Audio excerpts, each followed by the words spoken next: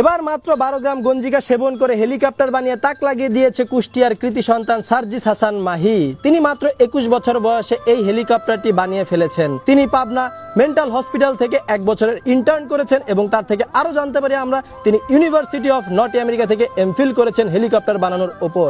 তার বানানো এই হেলিকপ্টার আজ সারা বাংলাদেশে তাক লাগিয়ে দিয়েছে।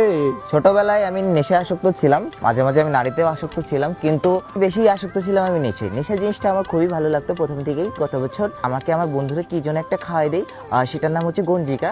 তো সেটা খাওয়ার পরে আমি আকাশে উঠতে শুরু করি। সেই একটা উদ্ভাবনা থেকে বা সেই চিন্তাধারা থেকে আমার এই আবিষ্কার। মাত্র 3 দিনের চমৎকার এই হেলিকপ্টারটি বানিয়ে ফেলেছে বলে আমাদের জানিয়েছেন এই মেধাবী তরুণ সার্জিস হাসান মাহি। তার এই অনন্য প্রতিভা আজ দেশবাসীর সামনে তুলে ধরছে কিছু সাংবাদিক। না তেমন একটা আমার খরচ হয়নি, আমার সবকিছু ম্যানেজ করে দিত আমার বন্ধুই। তথ্য প্রযুক্তির এই যুগে এই সফলতা অকল্পনীয় এবং ঈর্ষান্বিত। আমাদের ইলন মাস্ক তার স্পেস এক্স কোম্পানির মাধ্যমে কোটি কোটি টাকা দিয়ে যেই সফলতা পায়নি, যা আবিষ্কার করতে পারেনি, আমাদের এই মেধাবী তরুণ সার্জিস হাসান মাহি সে কুষ্টিয়ার প্রত্যন্ত গ্রাম অঞ্চলে বসে তার মেধা দিয়ে এই আবিষ্কারটি করে ফেলেছে। এটা আমাদের তথ্য প্রযুক্তিকে অনেক এগিয়ে নিবে, আমাদের অর্থনীতিকে অনেক উন্নয়নের শিখরে পৌঁছে দিবে। তবে সব থেকে কৌতূহলের যে বিষয় আমাদের জানা যেটা উচিত সেটা হচ্ছে এই হেলিকপ্টারটা কি আকাশে উঠতে পারে। দেখেন ভাই, এই হেলিকপ্টারটা আসলে উড়ে না, আবার উড়ে। আমি যখন ট্রাই করছি তখন এটা উঠছে।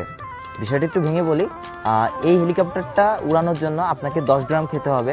10 গ্রাম খাওয়ার ঠিক 10 মিনিটের মাথায় আপনি যখন এই হেলিকপ্টারে বসবেন তখন দেখবেন যে এই হেলিকপ্টারটা আপনাকে মহাকাশে নিয়ে গেছে। এই হেলিকপ্টারটি শুধু আকাশে উড়ে না, মহাকাশে উড়ে।